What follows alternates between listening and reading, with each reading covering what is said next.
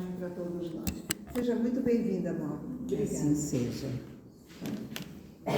Boa noite a todos, a todas. Fico muito feliz em estar nessa casa, nesse ambiente tão aconchegante, de tanto carinho. E agradecida também pela oportunidade de aprender mais um pouco, né? Nós vamos conversar essa noite sobre ressurreição e reencarnação. Acabamos de viver, relembrar, cada um a seu jeito, a ressurreição do nosso mestre irmão maior, o Cristo Jesus. Nós falar em ressurreição é preciso lembrar que a palavra ressurreição significa um ressurgir de algo ou de alguém. Porém, a gente nunca pode deixar de lembrar que o Espiritismo, a doutrina dos Espíritos, ela é uma ciência e, como tal, ela não pode e não deve se deixar levar apenas por ilusões ou por descrições, né, daquilo que se via e se conhecia naquela época, 2000 anos atrás, mais de 2000 anos atrás, em que não havia um termo que pudesse esclarecer a morte e vida de Jesus. Basta lembrar que naquele tempo, como até muito antes da vinda de Cristo, muitas religiões e crenças já acreditavam na questão do renascer, né? Da vinda novamente ao plano terrestre depois de já havermos morrido. Mas eles não tinham explicações sobre como que esse ato, né, que essa questão de ressurgir acontecia. E a ciência, claro, ela vem nos mostrar e provar que um corpo, quando perde o ânimo, ou seja, a alma que faz com que esse corpo esteja vivo, atuante, ele morre. É quando, hoje em dia, a gente ouve dizer morte cerebral, por exemplo, né? Quer dizer, o que dava vida ao corpo, o pensamento, a vontade, a alma que habita este corpo, dali já está se desligando e faz com que aquele corpo não tenha mais vida. E normalmente o que acontece? Os órgãos vão parando, tudo vai parando e a pessoa cai no que nós chamamos de morte, não é? Se tudo parou, tudo morreu, acabou a vida daquele corpo, ele como uma matéria orgânica, o que acontece com ele? Ele começa a apodrecer, porque ele é uma matéria orgânica que tem uma outra utilidade quando ela deixa de ser uma vestimenta para a nossa alma, para nós que somos espíritos. E assim, ele vai ter outra função, que é ou voltar à Terra como material orgânico ou como cinzas, né?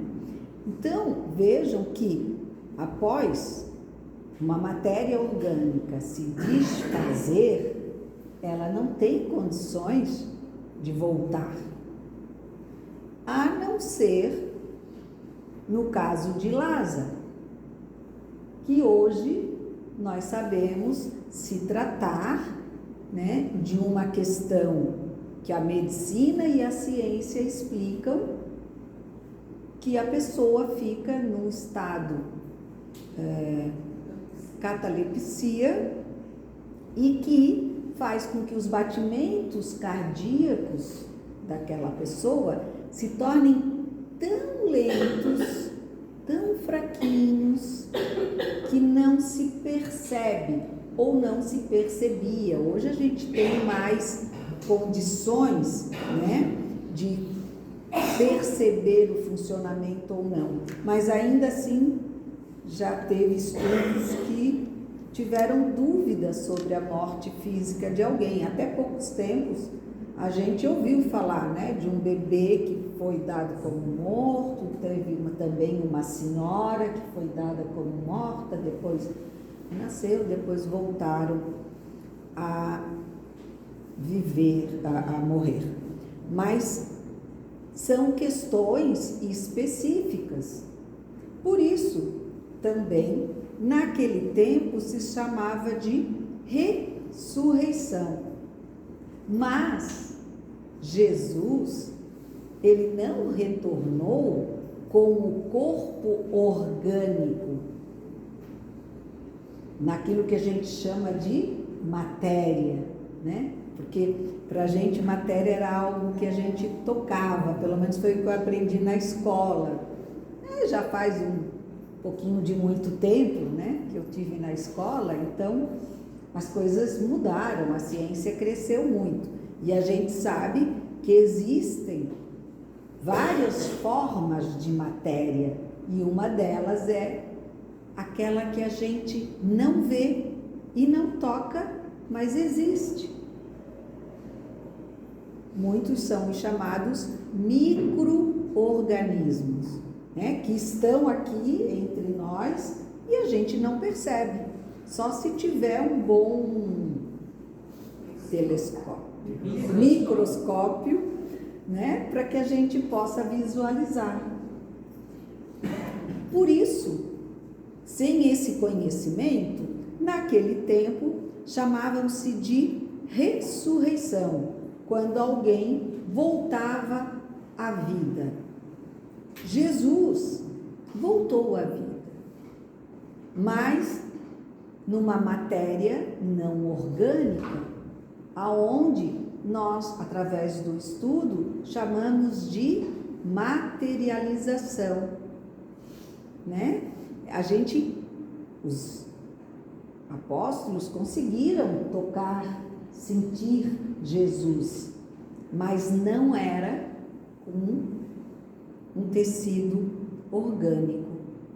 Isso faz pouca diferença, mas o importante, no caso de Jesus, mas o importante é que nós saibamos que ressurgir, ressuscitar e reencarnar, como diz Emmanuel, são faces de uma mesma moeda, ou seja, os dois se tratam de uma transformação.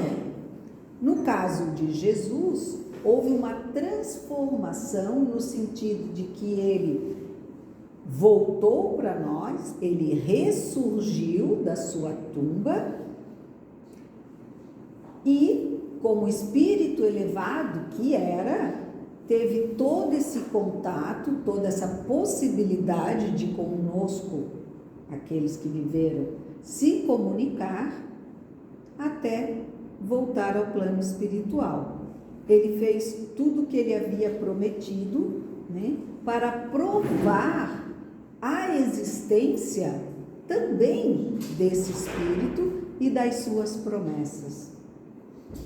Com o passar do tempo, com os estudos, veio a palavra reencarnação, que já era conhecida no tempo de Jesus, mas não se tinha atribuído este nome. Então se dizia, como Jesus mesmo fala no Evangelho, né, sobre João Batista ser a reencarnação para nós espíritas, ou Elias ressuscitou em João Batista, né? Só que a palavra, como eu disse a vocês, ela hoje fica dentro da questão de ressurgir, mas como espírito, e reencarnar do espírito que vem para o corpo físico. No caso, Elias reencarnou no corpo de João Batista, naquele que nós viemos a conhecer como João Batista. E isso não sou eu, nem a doutrina dos Espíritos, mas foi Jesus que falou aos seus discípulos quando falavam para ele, questionavam ele sobre a vida, sobre a morte, né? Porque no capítulo 4 do nosso Evangelho, nós falamos sobre a questão de que o título de que ninguém poderá ver o reino de Deus senão nascer de novo. E, claro, as pessoas naquele tempo pensavam, os que acreditavam na ressurreição, que alguém ia ressurgir. Não sabiam como, mas que iam ressurgir.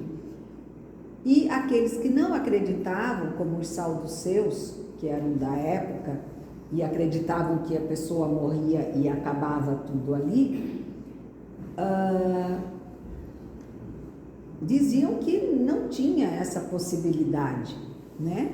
Mas Jesus explicou que quando ele fala em nascer de novo, são várias possibilidades.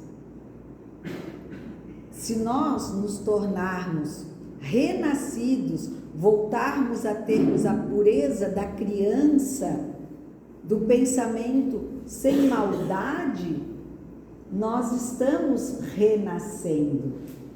Ao mesmo tempo, ele também quis dizer, aquele que morre vai renascer para poder dar continuidade ao seu aprendizado.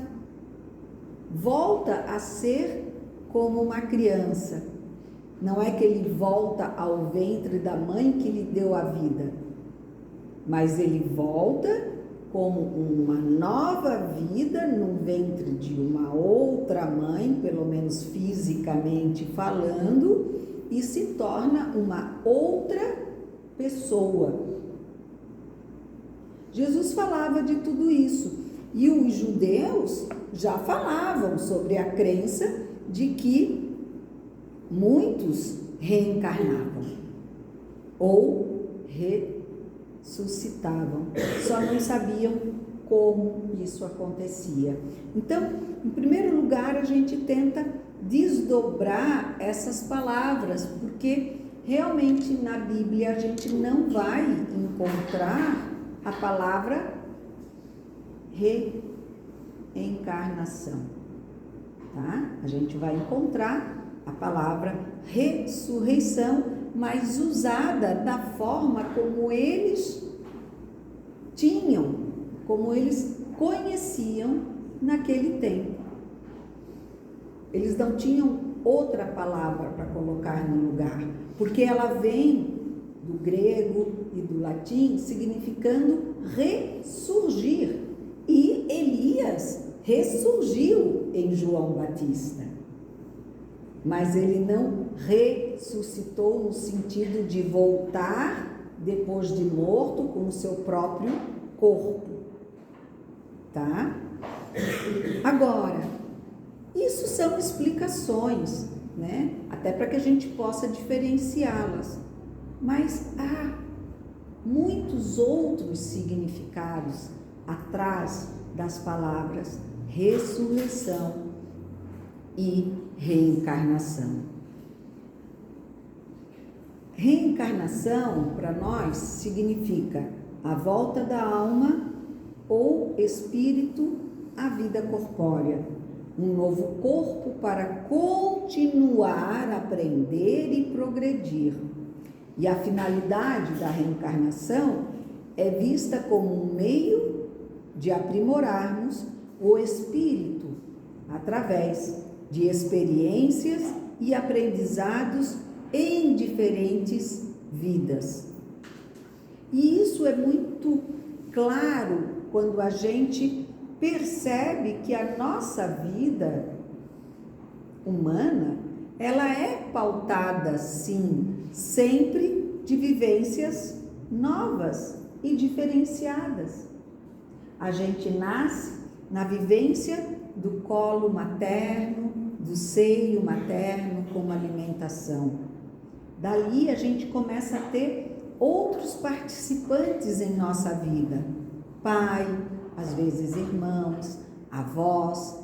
A gente era praticamente um com nossa mãe e de repente vira uma família com tantas outras pessoas a nos influenciar. Dali nós crescemos, temos vivências alimentares diferentes, vivências de relações diferentes. Me dou mais com a minha mãe, me dou mais com meu pai, gosto mais do vovô tal, prefiro a vovó ciclana, me dou melhor com aquele irmão, tenho mais afeição por aquela coleguinha. E aí entramos na escola. No começo tudo é novidade. Depois a gente já vai para a escola assim, né? Tem que ir mesmo e já não é mais tão novidade. Ela parece ficar mais difícil do que trazer novidade. Porque a gente deixa de aprender só 1 mais 1 e passa a aprender a multiplicar e dali novas fórmulas aparecem para que a gente desvende a nossa própria vida. Então, percebam que a nossa trajetória já é uma sequência de vivências para o aprendizado. E cada retorno é o começo de uma nova vivência extensa encarnados, que também, como as anteriores, irá se dividir em várias etapas de aprendizado e, quiçá, sempre de melhoria, né? Quando nós vamos tirando os véus da ignorância, né? Porque ignorância, a gente lembra sempre, não é não ter capacidade de aprender, como alguns confundiam antigamente, né?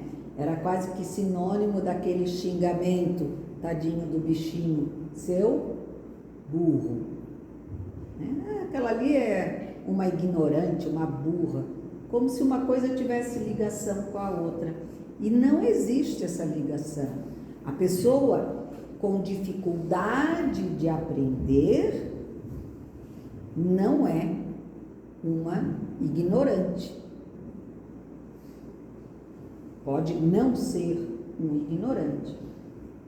Por quê? Porque ela tem conhecimento próprio, principalmente quando já tem muitas vivências espirituais, ela já tem uma alma que vivenciou muita coisa. E aí a gente chama de autodidata. Aquele que chega e do nada sabe fazer alguma coisa que não lhe foi ensinada. Isso significa que muitos dos seus véus já foram retirados em outras experiências de vida. Mas nós ainda temos que tirar muitos véus ou aprender muitas coisas que ainda ignoramos. Por quê? Porque muitas vezes o véu do egoísmo, da vaidade e do orgulho estão muito densos e aí não nos auxiliam a perceber, né, a leveza do véu do aprendizado, ou porque ainda estamos engatinhando, ainda estamos no 1 mais 1, não chegamos ainda nas fórmulas da equação de, agora não sei mais como é que eles chamam, no meu tempo era equação de segundo grau, né? Então, é uma questão mais elevada para o aprendizado.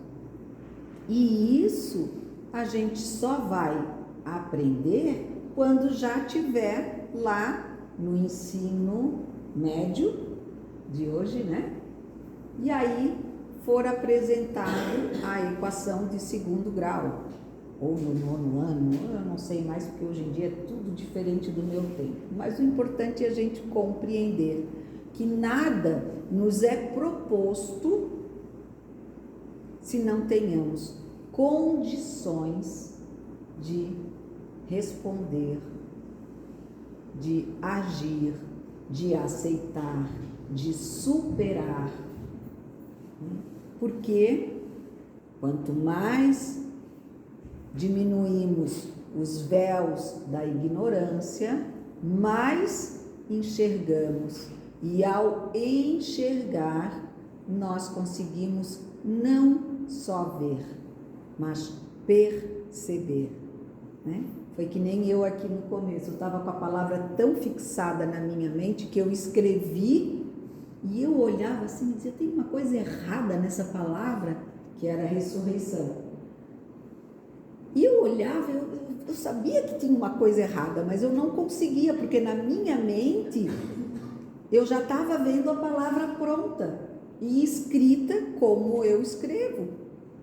E ali eu escrevi com um R só. E eu olhava, isso tem uma coisa estranha, até que me chamaram ali a atenção. É outro R. Eu digo, sabia que tinha uma coisa estranha na forma. Mas às vezes a gente está com aquele véu da preocupação, né? Da distração.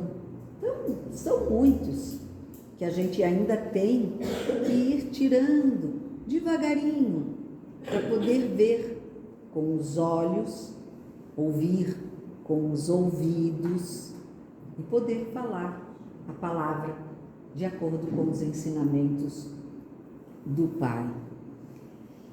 Emmanuel, em seus escritos, enfatiza a importância da reencarnação para o progresso espiritual e a justiça divina, pois ela permite que os espíritos aprendam e evoluam em diferentes vidas, né?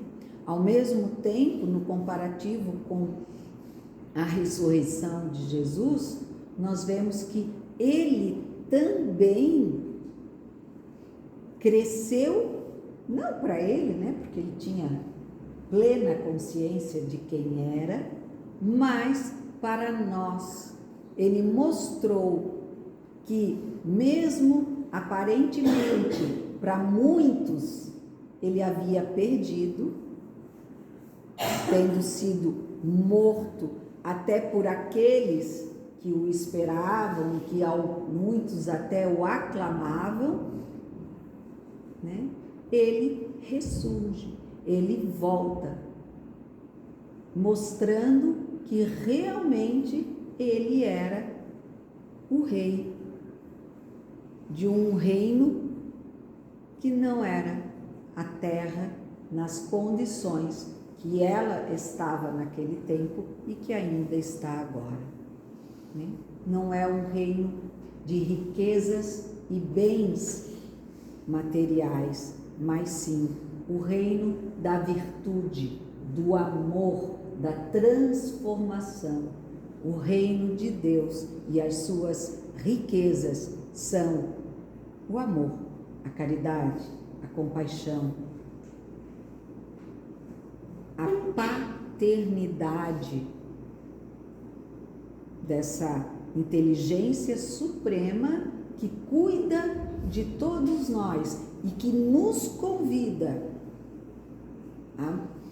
ao mesmo tempo em que possamos pelos outros sermos vistos como um nada, ressurgirmos ainda assim no amor e na fé em Deus como sendo o que somos, plenos, os príncipes do rei.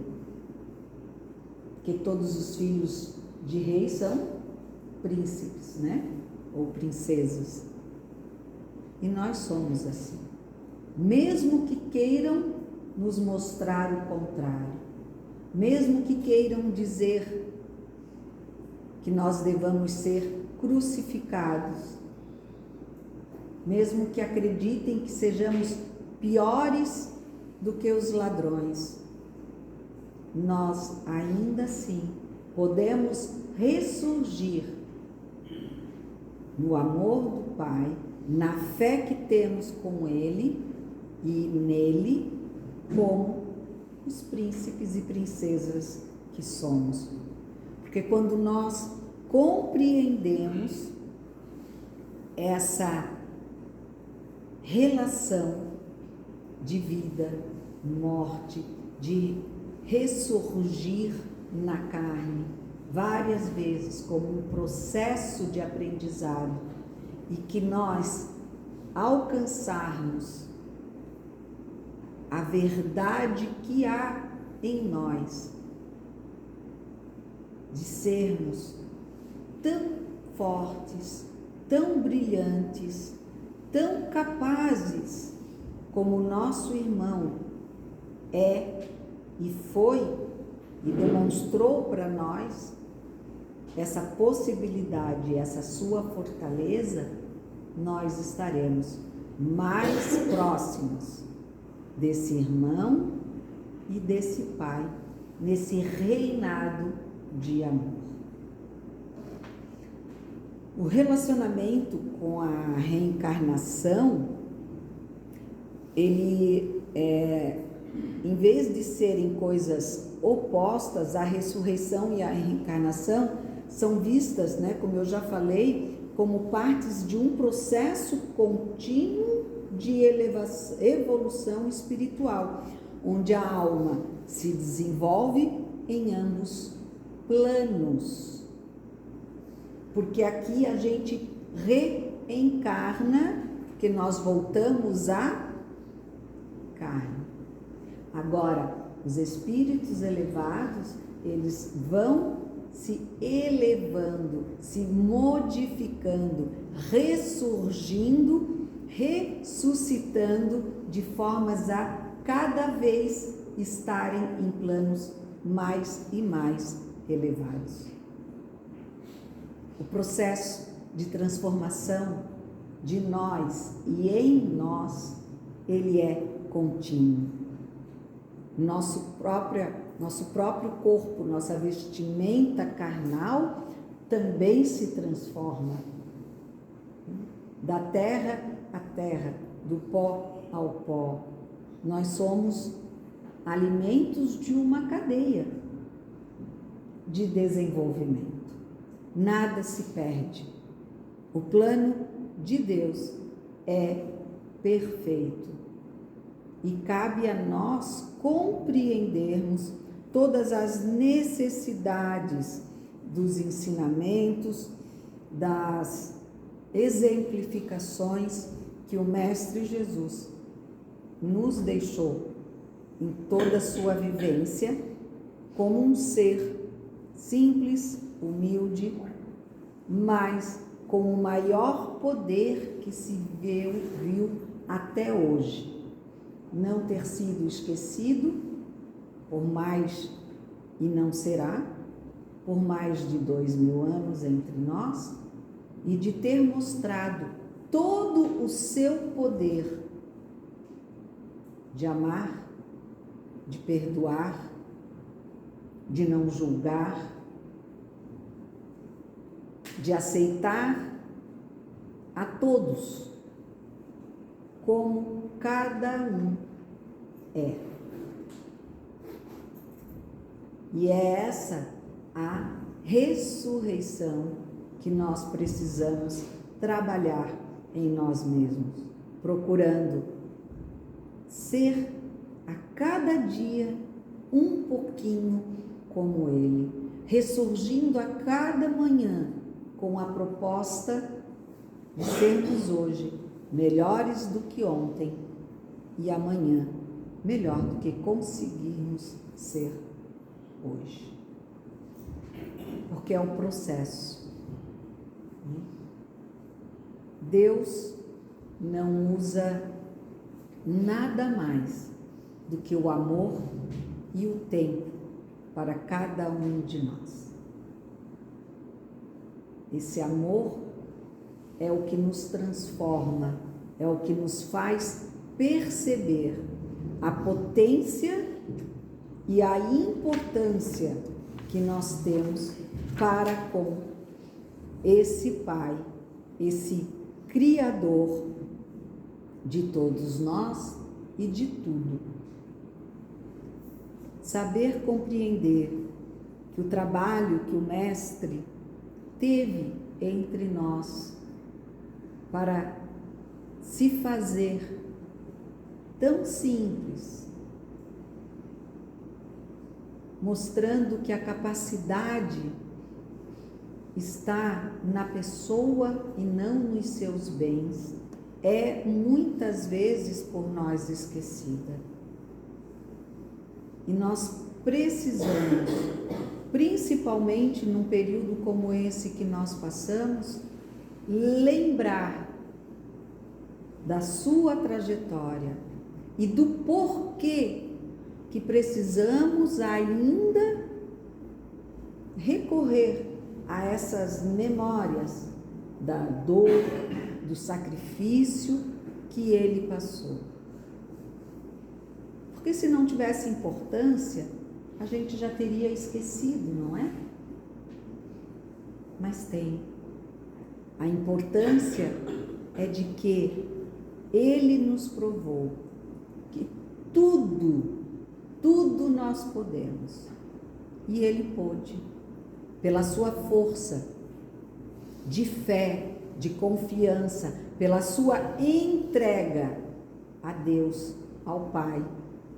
Seu corpo, para nós, aparentou muita dor e sofrimento, ou pelo menos foi isso que muitas gerações de cristãos tentaram nos trazer com aquela imagem triste, caída, sofredora do nosso Mestre. Mas ele foi muito mais superior do que tudo isso. Ele era sereno, ele não era triste, ele era forte, ele sabia o que ele estava fazendo e ele fez, ele confiou, ele se entregou ao Pai.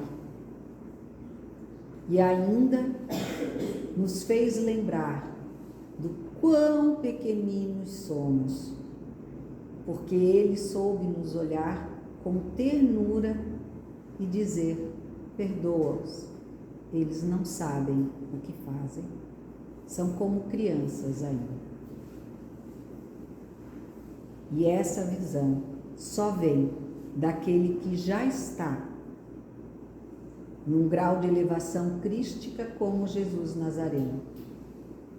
E lembrar desses dias do seu Calvário é absorver a potencialidade e o entendimento de que ele conseguiu passar por todas as suas dores.